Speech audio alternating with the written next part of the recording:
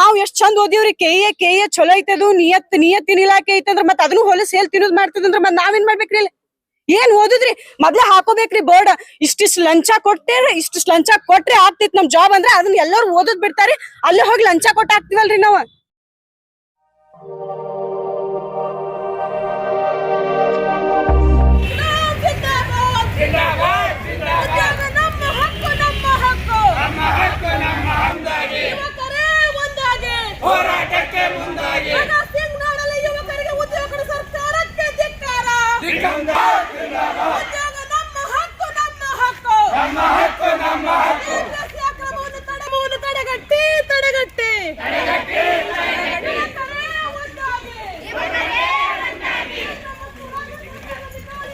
AIDYO ಸಂಘಟನೆ ವತಿಯಿಂದ KPSC ಕರ್ಮಕಾಂಡ ಕುರಿತು ಒಂದು ವಿಜಯಪುರ ಜಿಲ್ಲಾಧಿಕಾರಿ ಕಚೇರಿ ಎದುರುಗಡೆ ಒಂದು ಹೋರಾಟ ಮಾಡ್ತಾ ಇದ್ದಾರೆ.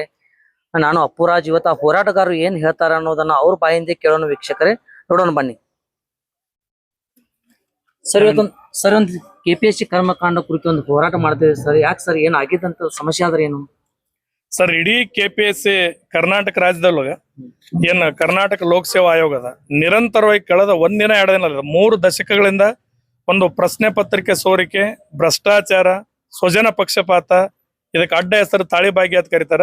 ಈ ತರನಾದಂತ ಅಕ್ರಮಕ್ಕೆ ಹೆಸರುವಾಸಿ ಕುಖ್ಯಾತಿ ಪಡೆದಿರ್ತಕ್ಕಂಥ ಕೆಪಿಎಸ್ಸಿ ಒಳಗ ಒಂದು ಅಮೂಲಾಗ್ರ ಬದಲಾವಣೆ ತರಬೇಕು ಅಂತೇಳಿ ಇವತ್ತು ಇಡೀ ಕರ್ನಾಟಕ ರಾಜ್ಯವ್ಯಾಪಿಯಾಗಿ all India democratic youth organisation ಉದ್ಯೋಗಾಕಾಂಕ್ಷಿಗಳ ಹೋರಾಟ ಸಮಿತಿಯಿಂದ ಕರ್ನಾಟಕ ರಾಜ್ಯದ ಎಲ್ಲಾ ಜಿಲ್ಲಾ ಕೇಂದ್ರಗಳಲ್ಲಿ ಇವತ್ತೊಂದು ಬೃಹತ್ ಪ್ರತಿಭಟನೆ ಹಮ್ಮಿಕೊಂಡಿದೆ. ಸರ್, ಈ ಹೋರಾಟ ಅಂತಿರಲ್ಲ, ಮೊನ್ನೆ ಎಬಿವಿಪಿದವರು ಹೋರಾಟ ಮಾಡಿದ್ರು, ಬಿಜೆಪಿದವರು ಹೋರಾಟ ಮಾಡಿದ್ರು.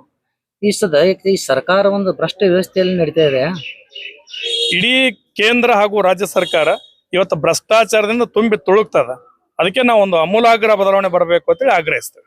ಸರ್, ಇವತ್ತೊಂದು ಹೇಳಿದ ಒಂದು ವೈದ್ಯ ಆಗಬೇಕಂದ್ರೆ, ಒಂದು ಪಶು ವೈದ್ಯ ಆಗಬೇಕು 80 ಲಕ್ಷ ರೂಪಾಯಿ ಲಂಚ ಬೇಡಿಕೆ ಇಟ್ಟಿದ್ದಾರೆ. ನೀವು ಆಡಿಯೋ ಎಲ್ಲ ಕೇಳಿಸ್ತಾರೆ.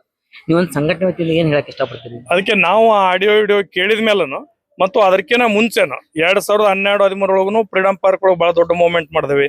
2014-15 ಈ ದೇಶದ ಸುಪ್ರೀಂ ಕೋರ್ಟ್ ನಿವೃತ್ತ ನ್ಯಾಯಾಧೀಶರು ಜಸ್ಟಿಸ್ ಸಂತೋಷ್ ಹೆಗ್ಡೆ ಸರ್ ನೇತೃತ್ವದೊಳಗೆ ಹೋರಾಟ ಮಾಡಿದ್ವಿ. 2025 ಧಾರವಾಡದೊಳಗ ಬಹಳ ದೊಡ್ಡ ಪ್ರಮಾಣದಲ್ಲಿ Shri SR Hiremath sir, justice Santosh Hegde sir ನೇತೃತ್ವದಲ್ಲಿನೂ ಕೂಡ ಇವತ್ತಿನ ಭ್ರಷ್ಟಾಚಾರ ಕೆಪಿಎಸ್ಸಿ ಕರ್ಮಕಾಂಡದ ವಿರುದ್ಧನೇ ಹೋರಾಟ ಬೆಳೆಸಿದ್ದಾರೆ. ಸರ್, ಪದೇ ಆಗ್ತಂದ್ರೆ ವಿದ್ಯಾರ್ಥಿಗಳು ಎಷ್ಟೋ ಸಾಲಿ PhD ಕಲ್ತಂತ ವ್ಯಕ್ತಿ ಇವತ್ತು 15,000 10,000 ರೂಪಾಯಿ ಅಲ್ಲಿ ಕೆಲಸ ಮಾಡ್ತಿದ್ದಾರೆ. PhD ಅಂದ್ರೆ ಒಂದು ದೊಡ್ಡದಿದ್ದು. ಇಂಥವ್ರ ಒಂದು ಸರ್ಕಾರಿ ನೌಕರಿ ಕೊಡಲ್ಲ ಆಗ್ತಾ ಇಲ್ಲ. ಇವತ್ತು ಕೇಂದ್ರ ಸರ್ಕಾರ ಆಗ್ಲಿ, ರಾಜ್ಯ ಸರ್ಕಾರ ಇಲ್ಲ, ಸರ್ಕಾರ ದೂರ್ತಾ ಇಲ್ಲ. ಯಾಕೆ ಸರ್ ಈ ಒಂದು ವ್ಯವಸ್ಥೆ ಇಲ್ಲಿ ಇಲ್ಲ? ಸರ್ಕಾರಕ್ಕ ಯುವಜನರ ಬಗ್ಗೆ ಇಚ್ಛಾಶಕ್ತಿ ಇದಾರೆ, ಎಲ್ರಿಗೂ ಉದ್ಯೋಗ ಕೊಡಬಹುದು. ಯಾಕಂದ್ರ ರಾಜ್ಯ ಸರ್ಕಾರದಲ್ಲಿ 2,85,000 ಹುದ್ದೆಗಳು ಖಾಲಿ ಅದಾವು. ಕೇಂದ್ರ ಸರ್ಕಾರದೊಳಗ ಫೆಬ್ರವರಿ 2019 ವರದಿ ಪ್ರಕಾರನೇ 10 ಲಕ್ಷ ಹುದ್ದೆಗಳು ಖಾಲಿ ಅದಾವ. ನಿಮ್ಮ ಉದಾಹರಣೆ ಹೇಳ್ಬೇಕಂದ್ರ ರೈಲ್ವೆ ಒಂದೇ ಇಲಾಖೆ ಒಳಗ 10 ವರ್ಷದ ಹಿಂದ್ಗಡೆ 22 ಲಕ್ಷ ಹುದ್ದೆಗಳು ಖಾಲಿ ಇದ್ದು. ನಮ್ಮ ದೇಶದಲ್ಲಿ ಇರ್ತಕ್ಕಂಥ ಎಲ್ಲಾ ಸಾರ್ವಜನಿಕ ಸೇವಾ ವಲಯಗಳು ಮತ್ತು ಶ್ರಮಾಧಾರಿತ ಕೈಗಾರಿಕೆಗಳಂತಂದ್ರ ಈ ದೇಶದಲ್ಲಿ ದುಡಿಯುವ ಶಕ್ತಿ, ಸಾಮರ್ಥ್ಯ, ಅರ್ಹತೆ ಇರ್ತಕ್ಕಂಥ ಎಲ್ಲಾ ಯುವಕರಿಗೂ ಉದ್ಯೋಗ ಕೊಡಕ್ ಸಾಧ್ಯ ಅದ, ಕೊಡಬಹುದು. ಸರ್, ಮೊನ್ನೆ ದಿನಾನೇ ಅಂದ್ರೆ ಇದೇ 5-6 ದಿವಸ ಆಗ್ತಿತ್ತು, ಒಂದು ಕಾನ್ಸ್ಟೇಬಲ್ ಎಕ್ಸಾಮ್ ನಡೀತು. ಕಾನ್ಸ್ಟೇಬಲ್ ಎಕ್ಸಾಮ್ ನಡೆದಕ್ರೆ ಇಲ್ಲಿ ನಮ್ ತಿಕೋಟೆಲ್ಲ ದಂಧೆ ಆಯ್ತು ಸರ್. ಇದ್ರ ಬಗ್ಗೆ ನೀವೇನ್ ಹೇಳಕ್ ನೋಡ್ರಿ, ನಾವು ಮೊಟ್ಟ ಮೊದಲಿಗೆ ನಮ್ಮ ಸಂಘಟನೆಯಿಂದ ಆಗಸ್ಟ್ 2ನೇ ತಾರೀಕು ನಡೆದಂತ ಪೊಲೀಸ್ ಪರೀಕ್ಷಾ ನೇಮಕಾತಿಯಲ್ಲಿ ಏನು ವಿಳಂಬ ಮತ್ತು OMR ಗೊಂದಲ ಮಾಡ್ಯಾರ, ಇದರ ವಿರುದ್ಧ ನಾವು ಹೋರಾಟನ ಮಾಡ್ತೇವೆ. ಇದ್ರೊಳಗೆ ಭಾಗಿಯಾದಂತವ್ರಿಗೆ ಒಂದು ನಿದರ್ಶನ ಶಿಕ್ಷೆ ಆಗ್ಬೇಕಾದ್ರೆ ಇಲ್ಲಿದ್ದವ್ರು ತನಿಖೆ ಮಾಡಿದ್ರೆ ಆಗಲ್ಲ. ಯಾಕಂದ್ರೆ ನೋಡ್ರಿ, ಬೆಂಗಳೂರೊಳಗೆ ನೀವು ರಿಪೋರ್ಟ್ ನೋಡಿದ್ರಿ, ನೀಟ್ ಎಕ್ಸಾಮ್ಕ ಬರೀ 2 ನಿಮಿಷ ಲೇಟ್ ಮಾಡಿರ್ತಕ್ಕಂಥ ನಮ್ಮ ಸಹೋದರಿ ಒಬ್ಬ ಹುಡುಗಿಗೆ ಅಲೌ ಮಾಡ್ಲಿಲ್ಲ. ಹಂಗಂದ್ರೆ ನಿಮಗ್ ಅರ್ಧ ತಾಸು ಲೇಟ್ ಮಾಡಿ ಕೊಡಕ್ ಯಾರು ಪವರ್ಸ್ ಕೊಟ್ಟಾರ? ಇವ್ರೇನಲ್ಲಿ ಎಕ್ಸಾಮ್ ಬರೀತಕ್ಕಂಥವ್ರು LKG UKG ಹುಡುಗರಲ್ಲ. ಹಗಲ ರಾತ್ರಿ ಪರಿಶ್ರಮ ಪಟ್ಟು ಕೋಚಿಂಗ್ ಕ್ಲಾಸ್ದಲ್ಲಿ ಕೋಚಿಂಗ್ ತಗೊಂಡು 24x7 ಲೈಬ್ರರಿ ಒಳಗೆ ಅಧ್ಯಯನ ಮಾಡಿ ಮನಿಯೊಳಗೆ ಸಾಲ ಸೋಲ ಮಾಡ್ಕೊಂಡು ಇಲ್ಲಿ ಅಧ್ಯಯನ ಮಾಡ್ತಕ್ಕಂಥವ್ರು. ಹಂಗಂದ್ರೆ ಉದ್ಯೋಗ ಆಕಾಂಕ್ಷಿ ಚೆಲ್ಲಾಟ ಮಾಡ್ತಕ್ಕಂಥ ವ್ಯವಸ್ಥೆನ ನಾವು ತೀವ್ರವಾಗಿ ವಿರೋಧಿಸ್ತೇವೆ. ಇದರ ಹಿಂದೆ ಬಹಳ ದೊಡ್ಡ ಲಾಭೇ ಅದ, ಅದು ತನಿಖೆ ಆಗ್ಬೇಕು. ತನಿಖೆ ಆದ್ರೆ ಹೊರಗೆ ಬರ್ತದೆ. ಸರ್, ಇದೇ ನೀಟ್ ಎಕ್ಸಾಮ್ ಬಗ್ಗೆ ನೀವು ನಿಮ್ ಸಂಘಟನೆ ವತಿಯಿಂದ ಕೂಡ ಹೋರಾಟ ಮಾಡಿದ್ರಿ. ಹಾಗಾದ್ರೆ ಪೊಲೀಸ್ ಕಾನ್ಸ್ಟೇಬಲ್ ಎಕ್ಸಾಮ್ ವ್ಯವಹಾರ ಆಗೈತೆ ಅಂತೀರಿ. ಇದಕ್ಕಾಗಿ ಹೋರಾಟ ಯಾಕೆ ಮಾಡ್ತಾ ಇಲ್ಲ ನೀವು? ಯಾರು ಹೇಳ್ತಾ ಇದಾರೆ ಯಾಕೆ ಮಾಡ್ತಾ ಇಲ್ಲ ಅಂತ ಹೇಳಿ? ಯಾಕೆ ಹೇಳ್ತಾ ಇಲ್ಲ? ಎಲ್ಲಾ ಸಂಘಟನೆದವ್ರು ಹೇಳಿದ್ರೆ ಅವಾಗ ನೀಟ್ ಎಕ್ಸಾಮ್ದು ನರೇಂದ್ರ ಮೋದಿ ಅವ್ರ ಪೇಪರ್ ಲೀಕ್ ಮಾಡಿತಿಲ್ಲ. ಇಲ್ಲ, ಅವಾಗೂ ಹೋರಾಟ ಮಾಡೇವಿ, ಈಗೂ ಹೋರಾಟ ಮಾಡೇವಿ, ಮುಂದೂ ಹೋರಾಟ ಮಾಡ್ತೇವೆ. ಹೌದ್ರಿ, ಸಂಡೇ ದಿವಸ ಪೇಪರ್ ಲೀಕ್ ಆಗೈತಿ ಒಪ್ಪತ್ತಿನೋ ಅದನ್ನ ನೀವು ಅಧ್ಯಯನ ಮಾಡ್ಬೇಕು. ಅವತ್ತೇ ನಾವು ಹೋರಾಟ ಮಾಡೇವಿ, ಅದಕ್ಕೆ ಸ್ಟೇಟ್ಮೆಂಟ್ ನೋಡ್ಬೇಕು ನೀವು. ಎಲ್ಲಾ ಪತ್ರಿಕೆಗಳ ನೋಡ್ಬೇಕು. ಪೇಪರ್ ಸ್ಟೇಟ್ಮೆಂಟ್ ಕೊಡದಾರ ರೋಡಿ ಇಳಿದ್ರ ನೀವು. ಅದೇ ರೋಡಿಗೆ ಇಳಿದೇ ಹೋರಾಟ ಮಾಡತ್ತದ. ಈಗ ರೋಡ್ನಾಗ ಅದಾವೆ, ಅರಮನೆಗ ಅದಾವ. ಅಲ್ಲ ಇವಾಗ ಐತಿರಿ, ಅದು ಕಾನ್ಸ್ಟೇಬಲ್ ಎಕ್ಸಾಮ್ ಅಲ್ಲ, ಅದಕ್ಕೆ ಅವಾಗ ಆ ಪ್ರಶ್ನೆನೂ ತಗೊಂಡೆ ನಾವು ಹೋರಾಟ ಮಾಡಿವಿ. ಅದನ್ನು ಡಿಮಾಂಡ್ ಇಟ್ಟೇವೆ. ಯಾಕಂದ್ರೆ ಅದನ್ನು ತನಿಖೆ ಆಗ್ಬೇಕು. ಅದ್ರಾಗ ಯಾರೇ ಭಾಗಿಯಾಗ್ಲಿ ಅವ್ರ ಶಿಕ್ಷೆ ಆಗ್ಬೇಕು. ನಾವು ಉದ್ಯೋಗಾಕಾಂಕ್ಷೆಗಳ ಪರ ಇವತ್ತು. ಸರ್, ಮುಂದಿನ ದಿನಮಾನಗಳಲ್ಲಿ ರಾಜ್ಯ ಸರ್ಕಾರ, ಕೇಂದ್ರ ಸರ್ಕಾರದಿಂದ ಕನ್ಫರ್ಮ್ ಆಗ್ಲಿಕ್ಕೆ ಸರಿಯಾಗಿ ಆಗ್ತದೆ. ವಿದ್ಯಾರ್ಥಿಗಳಿಂದ ನೀವೊಂದು ವಿದ್ಯಾರ್ಥಿ ಹೋರಾಟ ಮಾಡೋದು ಸರ್, ನೀವು ಹೋರಾಟಗಾರರಿಗೆ ಏನ್ ಹೇಳಕ್ ಇಷ್ಟಪಡ್ತೀವಿ? ನಾವು ಖಂಡಿತ ಮುಂಬರುವ ದಿನಗಳಲ್ಲಿ ಬಹಳ ಬಲಿಷ್ಠ ಚಳವಳಿಗಳನ್ನ, ಅಂದ್ರೆ ಒಂದಿನ 2 ದಿನ ಅಲ್ಲ, ಒಂದು ಅನಿರ್ದಿಷ್ಟವಾದಂತ ಯೋಜನಾ ಚಳವಳಿಗಳನ್ನ ಕಟ್ಟಾಕ್ ನಾವು ಪ್ರಯತ್ನ ಮಾಡ್ತಾ ಇದ್ದೀವಿ. ವೀಕ್ಷಕರೇ, ಇಲ್ಲಿವರೆಗೆ ನೋಡಿದ್ರಿ AIDYO ಸಂಘಟನೆ ವತಿಯಿಂದ ಇವತ್ತು UPSC ಆಗ್ಲಿ KPSC ಆಗ್ಲಿ ಯಾವುದೇ ಎಕ್ಸಾಮ್ ಅವ್ಯವಹಾರಗಳು ಬಹಳ ನಡೀತಾ ಇದಾವೆ ರಾಜ್ಯದಲ್ಲಿ. ಈ ಅವ್ಯವಹಾರಗಳನ್ನ ತಡೆಗಟ್ಟೋರ್ಗು ನಮ್ ಹೋರಾಟ ಇರ್ತದಂತೆ ಇಲ್ಲಿ ಅವ್ರು ಭಾಗ್ಯವಾಡಿ ಅವ್ರು ಹೇಳಿದ್ರು. ಹಾಗೆ ಇಲ್ಲೊಬ್ಬ ವಿದ್ಯಾರ್ಥಿ ಅದಾನ, ಅವನಿಗೆ ನೌಕರಿ ಸಿಕ್ಕಿಲ್ಲ ಆಗ್ತದ, ಅವ್ನು ಸಾಲಿ ಕಲ್ತಿದಾನ. ಆ ವಿದ್ಯಾರ್ಥಿ ಏನ್ ಹೇಳ್ತಾನ ಅಂತ ಅವ್ನ ಬಾಯಿಂದ ಕೇಳೋಣ. ಹೇಳ್ತಿ, ಏನಾಗಿತ್ತು ನಿಂದ ನೌಕರಿ? ಯಾಕೆ ಏನ್ ಕಲ್ತಿದಿ ಏನು? ಸರ್, ನಾವು ಸುಮಾರು 6 ವರ್ಷ 7 ವರ್ಷದಿಂದ ಪ್ರಯತ್ನ ಪಡ್ತಾ ಇದೀವಿ. ಇಲ್ಲಿ ಪ್ರತಿ ಸಾರಿ ಭ್ರಷ್ಟಾಚಾರನೇ ನಡೀತಾ ಇದೆ. ಯಾವ ನೋಡಿದ್ರು ಸ್ಕ್ಯಾಮ್ ಆಗ್ತಾನೆ ಇರೋದು. ನಾವ್ ಎಷ್ಟು ಹಗಲು ರಾತ್ರಿ ಕಷ್ಟಪಟ್ಟು ಹೋದ್ರು ನಮ್ಗೆ ಬೆಲೆ ಇಲ್ಲ. ಫಸ್ಟ್ ಆಫ್ ಆಲ್ ಸರ್ಕಾರ ಅಂದ್ರೆ ಯುವಕರಂದ್ರೆ ಒಂದ್ ವೈರಸ್ ಆಗೋ ತರ ಆಗ್ಬಿಟ್ಟೈತಿ ಇವ್ರನ್ನ. ನಾವ್ ಎಷ್ಟು ಹೇಳಿದ್ರು ನಮ್ಗೆ ಬೆಲೆನೂ ಇಲ್ಲ, ಮುಂದೆನೂ ಕರಪ್ಷನ್ ಇದು ಯಾವತ್ತೂ ನಿಲ್ಲಲ್ಲ. ನಾವ್ ಎಷ್ಟೇ ಇದು ಮಾಡಿದ್ರು ಮುಂದೆ ಭ್ರಷ್ಟಾಚಾರ ಆಗೋದೇ ಆಗುತ್ತೆ. ನಿಮ್ ಊರ್ ಯಾವ್ದಪ್ಪಿ? ನಮ್ದು ಬೀದರ್ ಸರ್. ಬೀದರ್ದಿಂದ ಇಲ್ಲಿ ಅದಕ್ಕೆ ಬಂದಿ ಬಿಜಾಪುರಕ್ಕೆ ಓದಕ್ ಸರ್. ಇಲ್ಲಿ ಕೋಚಿಂಗ್ ಹಚ್ಚಿ? ಹೌದು. ಮನೆ PC ಎಕ್ಸಾಮ್ ಬರ್ದಿಯಾ? ಹೌದು. ಹೆಂಗಿದೆ ಪೇಪರ್? ಫುಲ್ ಟಫ್ ಇತ್ತು ಸರ್. ಆಗ್ತದೆ. ಈ UPSC ದವ್ರು ಬರೀ ಅಂತದ ಏನು ಕ್ವಶನ್ ತೆಗ್ದಿದಾರ ಅಂತ ನಾನು ಕೇಳ್ಪಟ್ಟೆ. ಹೌದೌದು ಸರ್.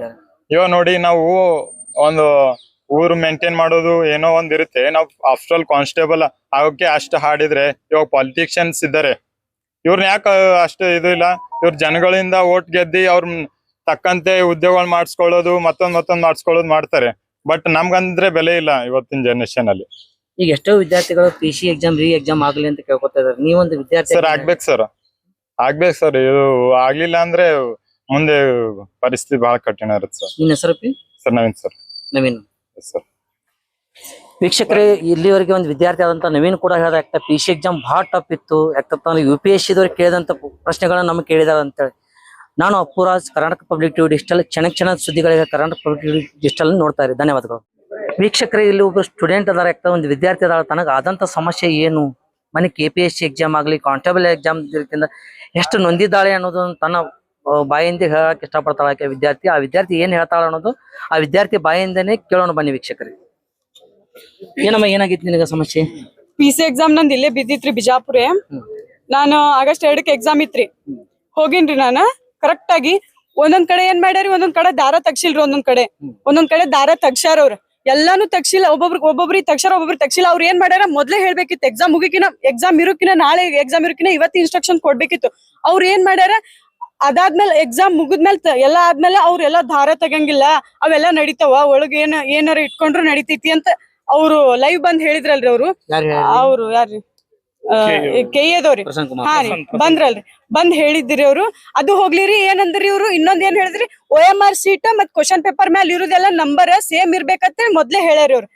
ಆಮೇಲೆ ಏನ್ ಬಂದ್ರಿ ಲೈವ್ ಬಂದು, ಅವೆಲ್ಲಾ ಬೇರೆ ಬೇರೆ ಇದ್ರು ನಡೀತದ ಅಂತ ಹೇಳಿದ್ರಿ. ಮೊದ್ಲೇ ನನ್ ಎಕ್ಸಾಮ್ನಾಗ 10 ಸಲ ಹೇಳ್ಯಾರಿ ಅವ್ರು, 2 ಸೇಮ್ ಇರ್ಬೇಕು, ಇಲ್ಲಾಂದ್ರೆ ನಿಮ್ದೇನು ವ್ಯಾಲಿಡ್ ಆಗಲ್ಲ ನಿಮ್ದು OMR ಸೀಟ್ ಅಂತ ಹೇಳ್ಯಾರಿ. ಅವಾಗ ಹೇಳ್ಬೇಕ್ರಿ, ಫಸ್ಟ್ ಎಕ್ಸಾಮ್ ಬರೀಕಿನ ಮುಂಚೆನೆ ಹೇಳ್ಬೇಕಿಲ್ಲ ಇವ್ರು. ಅದಾದ್ಮೇಲೆ ಎಲ್ಲಾ ನಮ್ಮದು ತಿಕೋಟದಾಗ ಹಂಗಾದ್ಮೇಲೆ ಯಾಕೆ ಹೇಳಿದ್ರ ಅವ್ರು? ನಿಂದು ಎಲ್ಲಿ ಸೆಂಟರ್ ಬಿದ್ದಿತ್ತು? ನಂದು ಬಿಜಾಪುರ ಬಿದ್ದಿತ್ರಿ. ಎಲ್ಲಾ ಸ್ಟೂಡೆಂಟ್ಸ್ ಪರವಾಗಿ, ನಾನು ಸ್ಟೂಡೆಂಟ್ ಅಲ್ರಿ, ಎಲ್ಲಾರ ಪರವಾಗಿ ನಾ ಮಾತಾಡ್ಲೇಬೇಕಲ್ರಿ. ಎಲ್ಲಿ ಬಿದ್ದಿತ್ತು? ನಂದು ಇಲ್ಲಿ Joseph English medium, saint Joseph English medium school ಬಿದ್ದಿತ್ರಿ. ಪೇಪರ್ ಹೆಂಗಾಯ್ತವ ನಿಮ್ದು? ಪೇಪರ್ ಏನ್ ಟಫ್ ಐತ್ರಿ. ಮಿನಿ UPSC ಕ್ವಶನ್ ಪೇಪರ್ ಆಗೈತ್ರಿ. ಅದ ಟೈಮಿಂಗ್ ಇಲ್ರಿ. ಮತ್ತದು ರೂಮ್ ಒಳಗ್ ಇದು ವಾಚ್ ಹಾಕಿಲ್ರಿ, ಗಡಿಯಾರೇ ಹಾಕಿಲ್ರಿ. ನಾವ್ ಎಷ್ಟು ಆಗ್ರಹ ಮಾಡಿದ್ಮೇಲೆ ವಾಚ್ ಹಾಕಾರಿ. ಟೈಮಿಂಗ್ ನಮ್ ಹತ್ರ ಕೇಳ್ಕೊರಿ, ಬೆಲ್ ಮಾಡ್ತೀವಿ ಅಂತಂದ್ರಿ. ಅದೇನು ಇಲ್ಲ, ನಮ್ದು ಹಾಕ್ರಿ ಅಂತ ಹೇಳಿದ್ವಿ. ಅಲ್ಲ, ಎಜುಕೇಶನ್ ಏನ್ರಿ? ನಾನ್ BSc ರೀ ಸರ್, ಈಗ B.Ed ಮಾಡತ್ತೀನ್ರಿ ನಾನು. ಹಾ ರೀ. ಒಂದು PC ಆಗ್ಬೇಕು, PC ಆಗ್ಬೇಕಂದ್ರ ನಿಮ್ ಹೋರಾಟ. ನಾ ಎಲ್ಲಾ ಭಾರಿ ಇದ್ರ ಮೇಲೆ ಹೋಗಿನ್ರಿ ಸರ್. ತಿಕೋಟದಾಗ ಬರೆಯವ್ರ ಎಕ್ಸಾಮ್ ಬರ್ದಾರಿ, ಮಾಡೋರ್ ಹೊರಗ್ ಬಂದ್ ಇದು ಮಾಡ್ಯಾರಿ. ಮತ್ತ ಅದೇ ಹೆಂಗ್ ಹೇಳ್ರಿ?